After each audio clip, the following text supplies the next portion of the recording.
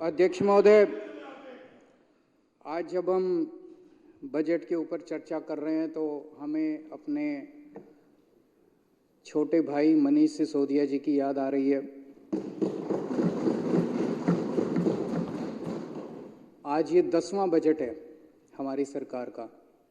इसके पहले के 9 बजट मनीष सिसोदिया जी ने इस असेंबली में पेश किए थे और मैं उम्मीद करता हूं कि अगले साल का बजट भी मनीष सिसोदिया जी ही इस असेंबली में पेश करेंगे। आज ये पूरा हाउस उन्हें याद कर रहा है। उनकी अनुपस्थिति में आतिशी जी ने बतौर फाइनेंस मिनिस्टर आज का ये बजट रखा, ये संसद असेंबली के अंदर बजट रखा है और मैं उन्हें बधाई देता हूं कि ये बजट बहुत अच्छा है और इसमें समाज के सभी तबकों का और सभी सेक्टर्स का ख्याल रखा गया है, चाहे वो शिक्षा हो, स्वास्थ्य हो, बिजली हो, पानी हो, सड़क हो, नाली हो, ड्रेनेज हो, सबका इसमें ख्याल रखा गया। चाहे वो अमीर हो, गरीब हो, इस जाति का हो, उस जाति का हो, युवा हो, बुजुर्ग हो, हर एक का इस बजट के अंदर ख्याल रखा गया है। तो मैं आतिशी जी को भी ये बजट प्रस्तुत करने के लिए बहुत बहुत बधाई देता हूँ।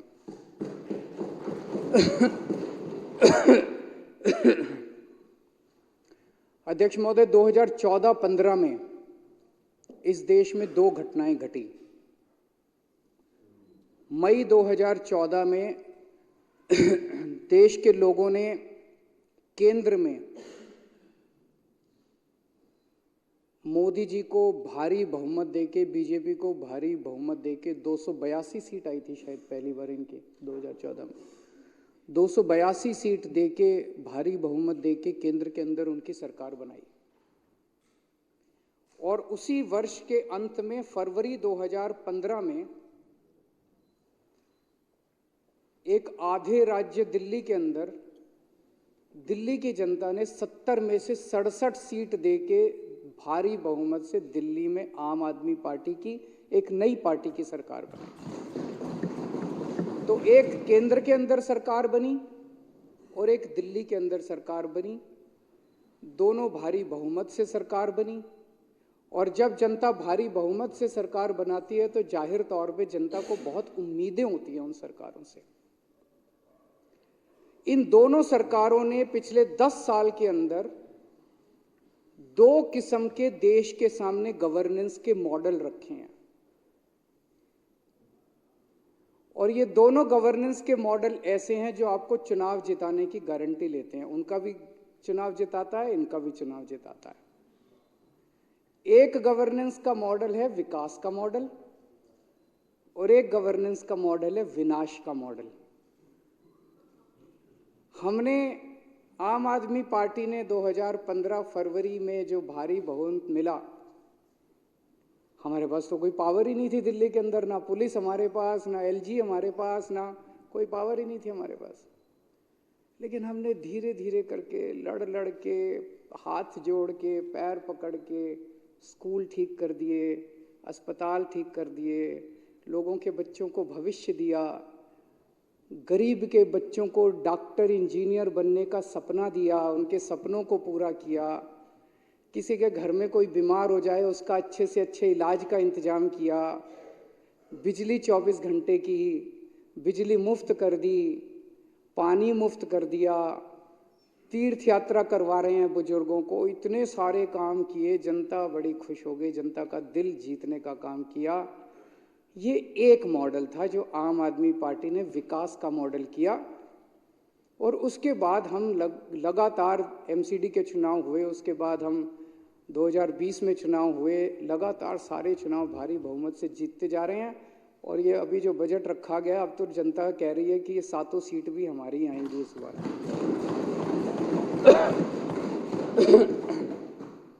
ये था विकास का मॉडल। 2014 मई में जो बीजेपी को भारी बहुमत मिला और 280 सीट आई, उन्होंने एक दूसरा गवर्नेंस का मॉडल रखा जो है विनाश का मॉडल। उस विनाश के मॉडल के 2 हिस्से हैं।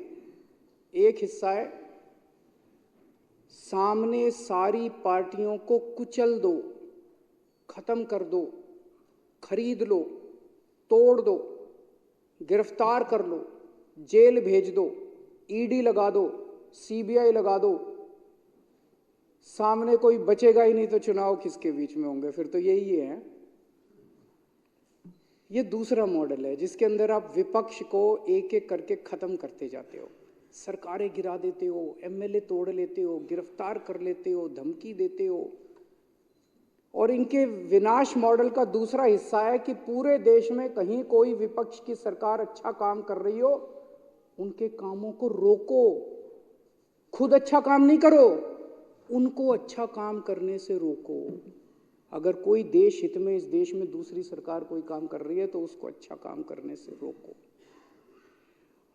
ऐसा नहीं कि इनको देश ने मौका नहीं दिया अच्छा काम करने का। गुजरात में 30 साल से इनकी सरकार है, 30 साल में एक स्कूल ठीक नहीं किया इन्होंने, एक सरकारी स्कूल ठीक नहीं किया।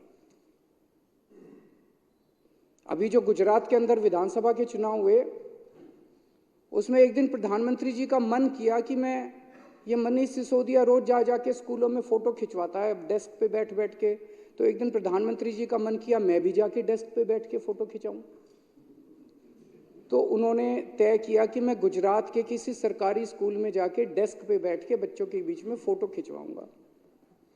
पूरे गुजरात में ढूंढा इन्होंने, 30 साल में एक स्कूल ऐसा नहीं मिला पूरे गुजरात में जहां प्रधानमंत्री जी जाके इज्जत के साथ फोटो खिंचवा सकते। तो उन्होंने टेंट में एक टेंट लगाया गया और उस टेंट के अंदर 5 बच्चे बिठाए गए, 4 डेस्क बिठाए गए, एक फर्जी टीचर सामने, और वहां प्रधानमंत्री जी को फोटो खिंचाया। अगले दिन जब हमारे कार्यकर्ता वहां पहुंचे, वो टेंट भी नहीं था और क्लासरूम भी नहीं था और स्कूल भी नहीं था, टीचर भी नहीं था, बच्चे भी नहीं थे। तो ऐसा नहीं कि देश ने इतना भारी बहुमत दिया, ये चाहते तो देश का दिल जीत सकते थे। अगर ये कुछ काम कर लेते तो आज इनको ईडी की जरूरत नहीं पड़ती, सीबीआई की जरूरत नहीं पड़ती, पुलिस की जरूरत नहीं पड़ती, इनकम टैक्स की जरूरत नहीं पड़ती। जनता वैसे ही कहती है यार इनको, जैसे दिल्ली में कहती है। दिल्ली में तो हमारे पास पावर ही नहीं है, हमने कौन सी ईडी फीडी छोड़ रखी है इनके पीछे। खूब फल फूल रहे हैं ये लोग भी, सारा विपक्ष फल फूल रहा है, लेकिन दिल्ली की जनता के दिल में तो हम लोग हैं ना। इन्होंने ईडी का और पैसे, आज इनके पास पैसे की कोई कमी नहीं है, पता नहीं कितना पैसा कमा रखा है। अब जब सुप्रीम कोर्ट ने कहा इलेक्टोरल बॉन्ड किस किस ने, तो बता ही नहीं रहे कितने बॉन्ड किसको किस पार्टी ने दिए। और ये तो 1 नंबर का पैसा जो इलेक्टोरल बॉन्ड से, 2 नंबर का पता नहीं कितना पैसा का। एक एमएलए 25 करोड़ 50 करोड़ 100 करोड़ में एमएलए खरीद रहे हैं पूरे देश के अंदर जाके। इन्होंने उत्तराखंड की सरकार गिरा दी। उत्तराखंड में लोगों ने कांग्रेस की सरकार बनाई, हरीश रावत की सरकार बनाई, एमएलए खरीद के, एमएलए तोड़ के इन्होंने उत्तराखंड की सरकार गिरा दी। इन्होंने कर्नाटक की सरकार गिरा दी, इन्होंने मध्य प्रदेश की सरकार गिरा दी, इन्होंने गोवा की सरकार गिरा दी, इन्होंने अरुणाचल प्रदेश की सरकार गिरा दी, अब हिमाचल प्रदेश की सरकार गिराने जा रहे हैं थोड़े दिन के अंदर। और फिर कहते हैं हम जीतते हैं। ये जीतते थोड़ी हैं, सरकार गिराते हैं, ये जीतना थोड़ी है। ऐसे बनाओगे सरकारें तुम। इन्होंने एक एक करके पार्टियां तोड़ दी। महाराष्ट्र के अंदर लोगों ने महाविकास आघाड़ी की सरकार बनाई, एमवीए की सरकार बनाई, शिवसेना, एनसीपी और कांग्रेस की सरकार बनाई। अच्छी सरकार चल रही थी, अच्छा काम कर रहे थे वो लोग। ईडी का इस्तेमाल करके, सीबीआई का इस्तेमाल के शिवसेना के 2 टुकड़े कर दिए, सारे एमएलए इन्होंने तोड़ दिए। ईडी का इस्तेमाल करके, सीबीआई का इस्तेमाल करके इन्होंने एनसीपी के एमएलए तोड़ दिए, वहां की सरकार गिरा दी इन लोगों ने। इनका फॉर्मूला है कि सामने विपक्ष को रखो ही मत, कोई विपक्ष में ही नहीं रहेगा तो फिर चुनाव किस बात के होंगे, फिर तो इन्हीं को वोट पड़ेंगे। सबको जेल में डाल दो, कोई सामने ही नहीं रहेगा। कहते हैं मोदी नहीं तो कौन। क्यों कहते हैं सबको तो जेल में डाल दिया तो मोदी नहीं तो कौन, कोई बचा ही नहीं, सारे जेल में डाल दिए तो मोदी नहीं तो कौन, मोदी नहीं तो सारे जेल में। तो ये इनका बड़ा सही फॉर्मूला है।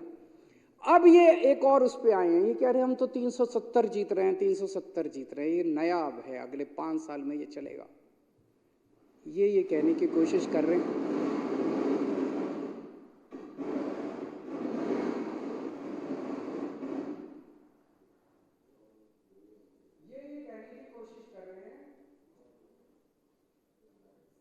ये कहने की कोशिश कर रहे हैं कि अब हमें इस देश के 140 करोड़ लोगों की जरूरत नहीं है, अब तुम्हारे वोट की जरूरत नहीं है, घर बैठो, वोट डालने आओ तो डालना, नहीं डालने आओ तो मत डालना, हमें तो 370 मिल रहे हैं, क्योंकि सामने लड़ने वाला ही कोई नहीं बचा। थोड़े दिन के अंदर सारा विपक्ष, हिटलर ने भी यही किया था, जब हिटलर आया था, हिटलर ने 3 महीने में कर दिया, इन्होंने 10 साल लगा दिए। तो अब इनका यह कहना है कि हमें किसी की जरूरत नहीं है, तो ये जनतंत्र खत्म कर रहे हैं। अध्यक्ष महोदय, ये देश के साथ गद्दारी है, ये देशद्रोह है। अगर इस देश के अंदर जनतंत्र खत्म कर दिया जाए, मैं मन में सोच रहा था, आज अगर श्री राम होते, अगर श्री रामचंद्र जी आज इस युग के अंदर होते, तो ईडी और सीबीआई को उनके घर भी भेज देते और यहां बंदूक रख के पूछते, बेटा बीजेपी में आ रहा है कि जेल जाएगा।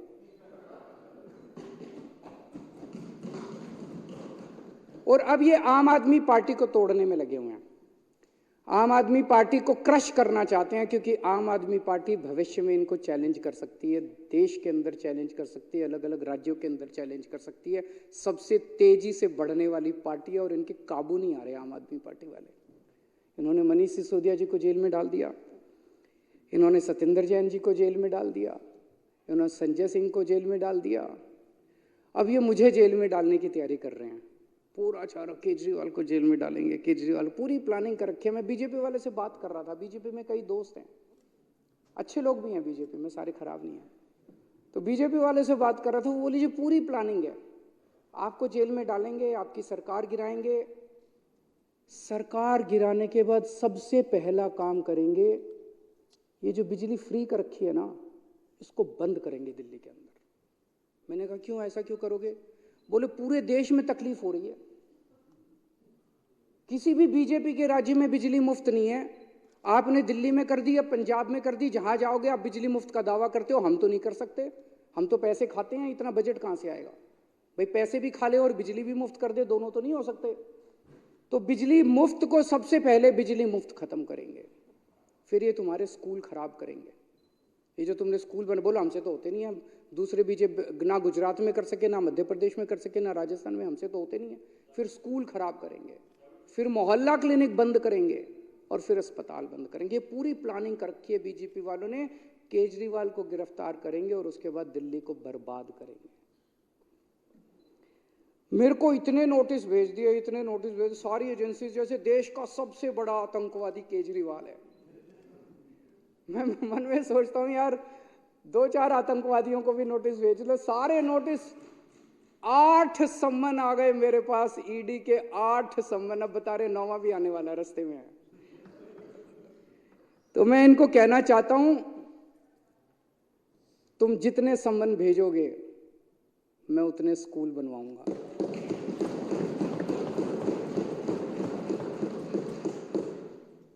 आज मैं इस सदन के अंदर घोषणा करना चाहता हूं कि 8 सम्मन आए हैं, 8 नए स्कूल दिल्ली के अंदर बनाए जाएंगे।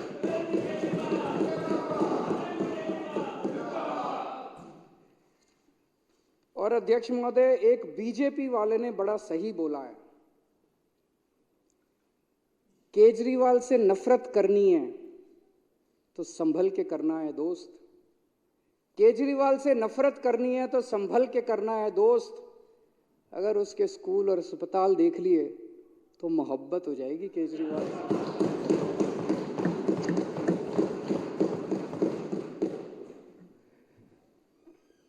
अध्यक्ष महोदय, अमेरिका में एक यूनिवर्सिटी है, कोलंबिया यूनिवर्सिटी, दुनिया की सबसे अच्छी यूनिवर्सिटीज़ में से एक है। कोलंबिया यूनिवर्सिटी में अगर आप जाएं तो कोलंबिया यूनिवर्सिटी के एंट्रेंस के ऊपर आपको एक बहुत बड़ा बुत एक महापुरुष का मिलता है। पूरी दुनिया के अंदर कोलंबिया यूनिवर्सिटी को एक ही महापुरुष मिला, कौन है? बाबा साहब अम्बेडकर का बुत।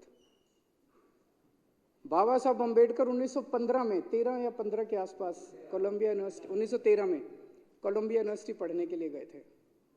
तो कोलंबिया यूनिवर्सिटी का कहना था कि अभी तक जितने 100-125 साल की पुरानी यूनिवर्सिटी है, जितने लोग पढ़ने के लिए आए, उसमें सबसे बेस्ट स्टूडेंट हमारा बाबा साहब अम्बेडकर थे।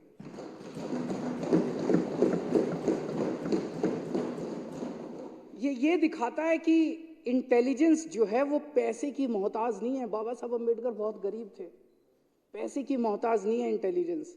ये दिखाता है कि इंटेलिजेंस जो है वो किसी जाति का मोनोपोली नहीं है, किसी भी जाति के अंदर इंटेलिजेंट लोग हो सकते हैं।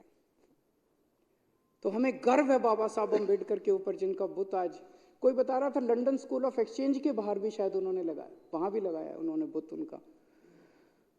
बाबा साहब अम्बेडकर का सपना था कि इस देश के हर बच्चे को, चाहे वो गरीब हो चाहे अमीर हो, चाहे वो इस जात का हो चाहे उस जात का हो, हर एक को अच्छी शिक्षा मिलनी चाहिए। आज उनका ये सपना, मुझे बेहद खुशी है। हमारे आइडल हैं बाबा साहब अम्बेडकर, उनकी फ़ोटो हम अपने घरों में भी लगाते हैं, ऑफिसों में भी लगाते हैं।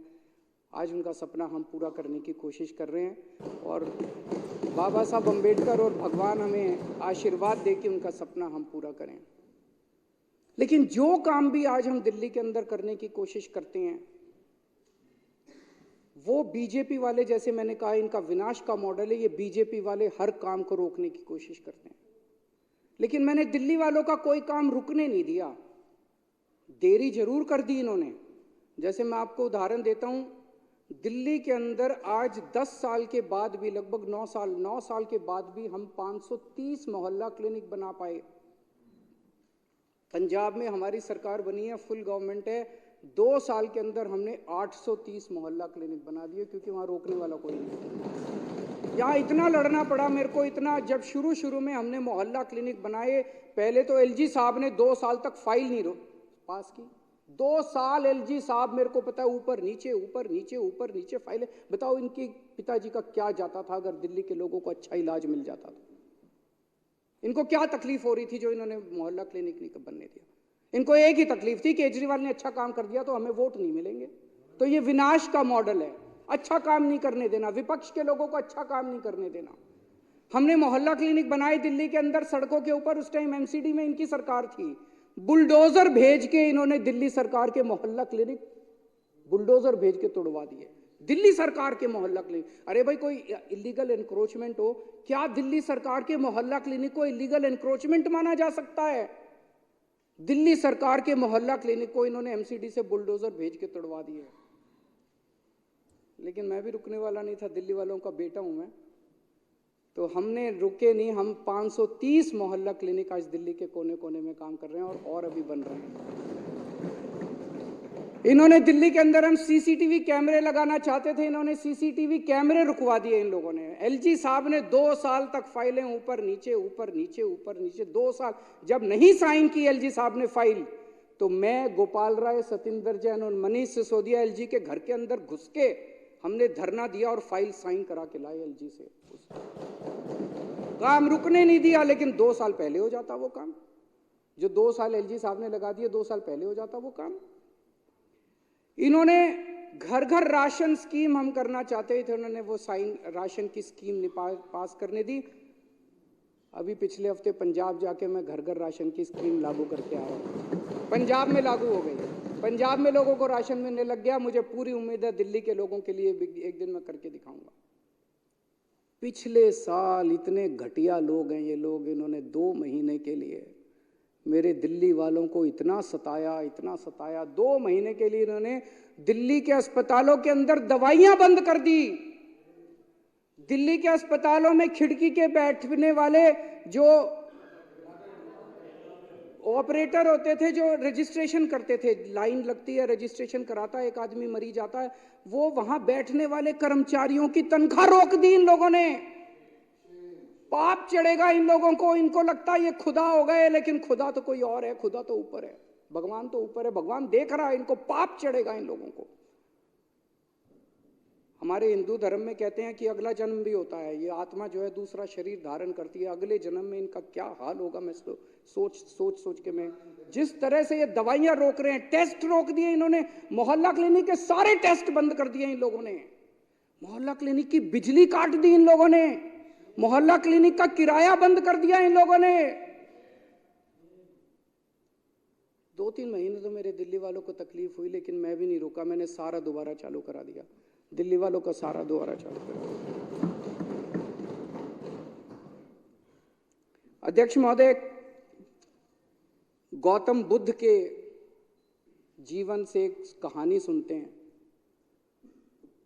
सिद्धार्थ गौतम उनका नाम होता था।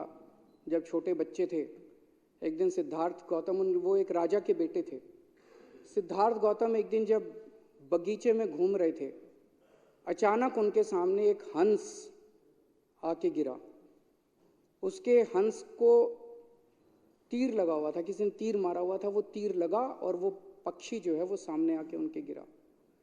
सिद्धार्थ गौतम ने जाके उस पक्षी को उठाया, तीर निकाला, मरहम पट्टी की और उसकी जान बचाई।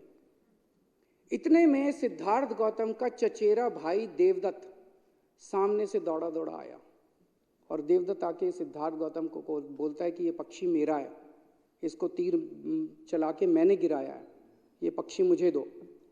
सिद्धार्थ गौतम कहता है ये पक्षी मेरा है क्योंकि इसकी जान मैंने बचाई है। तो वो कह रहा है कि ये पक्षी मेरा है, इसको मैंने मारा है। ये कह रहा है ये पक्षी मेरा है, इसे मैंने बचाया है।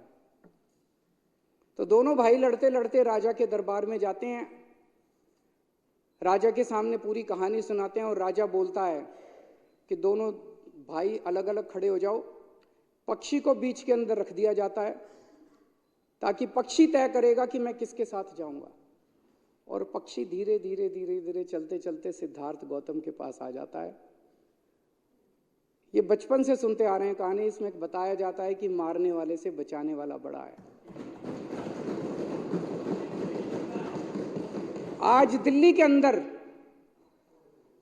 आम आदमी पार्टी सिद्धार्थ गौतम है, देवदत्त वो बीजेपी है और ये हंस दिल्ली की जनता है।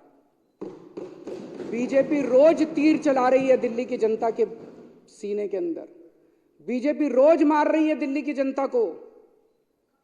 आम आदमी पार्टी रोज बचा रही है दिल्ली की जनता को, मरहम कर रही है, पट्टी कर रही है, उसके जख्म दूर कर रही है और जाहिर तौर पे पूरी की पूरी जनता आम आदमी पार्टी की तरफ आ रही है। अध्यक्ष महोदय, मैं दिल्ली वालों से बेहद प्यार करता हूं और दिल्ली के लोग मुझसे बेहद प्यार करते हैं। मैं हमेशा कहता हूं कि मैं एक बहुत छोटा आदमी था और मेरे जैसे आदमी को दिल्ली के लोगों ने इतने प्यार और विश्वास से इतनी बड़ी पोजीशन पे बिठा दिया, इतनी बड़ी जिम्मेदारी दे दी। आज अगर दिल्ली के किसी भी परिवार में कोई तकलीफ होती है, यहां पे दर्द होता है। मेरी पूरी कोशिश होती है कि दिल्ली के लोगों की तकलीफों को मैं दूर कर सकूं। मुझे नहीं पता ये रिश्ता क्या कहलाता है, मेरे और दिल्ली के लोगों के बीच का ये रिश्ता क्या कहलाता है। कुछ लोग कहते हैं पुराने जन्मों का कुछ है, मेरे और दिल्ली के बीच के रिश्ता जो है ये कुछ ना कुछ तो पुराने जन्मों का कुछ है, जो आज इस जन्म के अंदर मेरे को अचानक इतना बड़ा पद दिल्ली के लोगों ने इतना विश्वास और इतना प्यार दे दिया। मैं दिल्ली के लोगों को कहना चाहता हूं कि हमें दिल्ली के दुश्मनों को पहचानना पड़ेगा कि दिल्ली के दुश्मन कौन हैं। जो लोग दिल्ली के लोगों की दवाइयां रोक रहे हैं वो दिल्ली के दुश्मन हैं, जो दिल्ली के बच्चों के स्कूल रोक रहे हैं वो दिल्ली के दुश्मन हैं, जो दिल्ली के मोहल्ला क्लिनिक बनने से रोक रहे हैं वो दिल्ली के दुश्मन हैं, जो दिल्ली के लोगों की बिजली सब्सिडी और बिजली रोक रहे हैं वो दिल्ली के दुश्मन हैं। आज दिल्ली के 2.5 करोड़ लोगों को मिलकर इन दुश्मनों को सजा देनी पड़ेगी, इन दुश्मनों को दिल्ली से निकालना पड़ेगा और परमानेंटली निकालना पड़ेगा। बहुत हो गया इन लोगों का। मुझे बेहद खुशी है कि इस बजट के अंदर महिलाओं के लिए, हर 18 साल से ऊपर की महिला के लिए 1000 रुपए का ऐलान किया गया है। मैं कई सारे वीडियो देख रहा था सोशल मीडिया के ऊपर, कुछ लोगों की क्वेश्चंस हैं जिसको मैं दूर करना चाहता हूं। एक तो हर परिवार में जितनी भी महिलाएं हैं जो इसमें पात्र हैं, इसमें ऐसा नहीं है कि एक परिवार से एक महिला को मिलेगा। अगर किसी परिवार में माँ है, बहू है, बेटी है और तीनों एलिजिबल हैं तो तीनों को 1000-1000 रुपए अलग अलग दिए जाएंगे। तो एक तरह से उन तीनों को मिला के साल में 36,000 रुपए इस योजना के तहत उनको दिए जाएंगे। और बीजेपी वाले इसका खूब विरोध कर रहे हैं। महिलाओं को पैसे देने की क्या जरूरत है, महिलाएं बिगड़ जाएंगी, महिलाएं जिम्मेदार नहीं होती हैं, महिलाएं ये महिलाएं वो, इतना ज्यादा महिलाओं के विरुद्ध आम आदमी बीजेपी वाले बोल रहे हैं। मुझे नहीं पता इनको महिलाओं से इतनी क्यों तकलीफ है। बैठे दे देंगे बैठे। तो मैं आपसे पूछ रहा हूं, क्या आप समर्थन करते हैं? क्या आप समर्थन करते हैं? मैं आपसे पूछ रहा हूं, क्या आप समर्थन आपसे पूछना चाहता हूं, क्या आप समर्थन करते हैं इस योजना का? लगाने का पूरा अधिकार है। क्या आप समर्थन करते हैं इस योजना का? एक स्टेटमेंट बता दीजिए, हमने आपकी इस योजना का विरोध किया एक सिंगल क्यों नहीं है भाई, है ना? मैं उन्हें ये कहना चाहता हूं कि हम इस देश के हर परिवार के बारे में सोचते हैं, लोगों की बिजली मुफ्त करते हैं, लोगों के घर में कोई बीमार हो जाए तो उसका इलाज कराते हैं, आपने अपनी बात कह दी। महिलाओं को 1000-1000 रुपए देते हैं। हम अपने अरबपति दोस्तों को पैसे नहीं दे रहे जैसे ये लोग अपने अरबपति दोस्तों के लिए काम करते हैं। बोल रहे हैं, इसलिए इनको इतनी तकलीफ हो रही है। मैं बीच में इनको तकलीफ इसलिए हो रही है कि अगर केजरीवाल ने महिलाओं को इतने पैसे दे दिए तो इनके अरबपति दोस्तों को पैसे लूटने के लिए नहीं बचेंगे इन लोगों के लिए। वो डिस्टर्ब कर रहे प्लीज। अध्यक्ष महोदय, एक और बड़ी घटना घटी है कि पहले ये सारी पार्टियां मिलकर कहती थी मैनिफेस्टो लेके आएंगे, संकल्प पत्र लेके आएंगे चुनाव के पहले। ये हम लोगों ने कहना चालू किया केजरीवाल की गारंटी। हमने कहना चालू किया केजरीवाल, आजकल ये भी गारंटियां दे रहे हैं।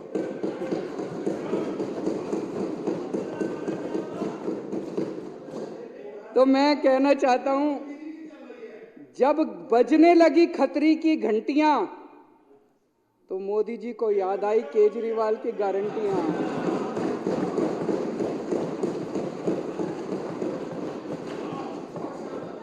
जब बजने लगी खतरे की घंटियां तो मोदी जी को याद आई केजरीवाल की गारंटियां। तो अध्यक्ष महोदय, देश के सामने दो मॉडल हैं, एक विकास का मॉडल है, एक विनाश का मॉडल है। दोनों मॉडल चुनाव जिताते हैं। देश की जनता को तय करना है कि उनको देश का विकास चाहिए कि देश का विनाश चाहिए। लेकिन लोगों को अपनी आंखें खोलनी पड़ेंगी, लोगों को देखना पड़ेगा कि चल क्या रहा है इस देश के अंदर। मैं फिर से आतिशी जी को बहुत बहुत बधाई देता हूं, इस पूरे सदन को बधाई देता हूं, इतना शानदार बजट दिल्ली की जनता के लिए प्रस्तुत किया गया। बहुत बहुत शुक्रिया।